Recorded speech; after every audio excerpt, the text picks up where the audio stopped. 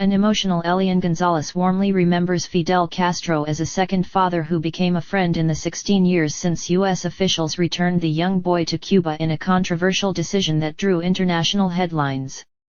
Cuban state TV aired an interview with Gonzalez as Havana prepared for hundreds of thousands of mourners to descend on a downtown square Monday for 2 days of homage to Castro, the revolutionary hero and hardline dictator who ruled Cuba for 5 decades.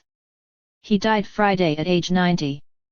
He is a father to me and, like my father, I wanted to show him everything I achieved, Gonzalez, now 22, said in the interview Sunday.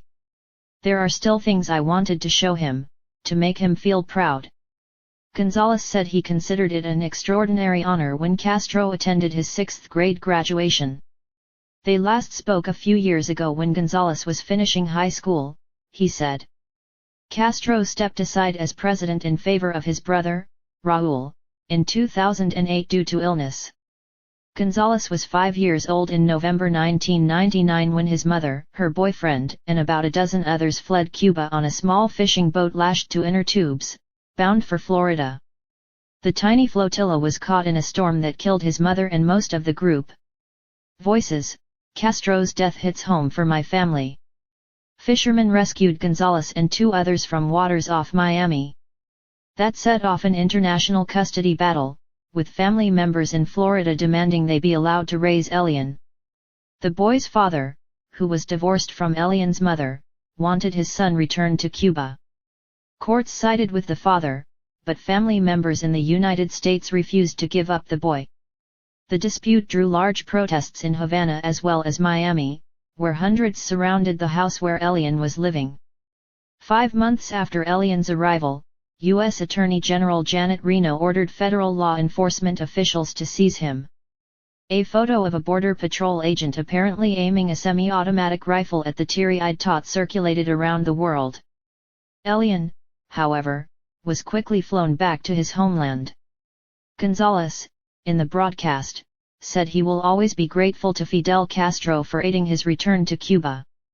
He said Castro's legacy continues to be the revolution, and that it is now up to Cubans to fulfill that revolution.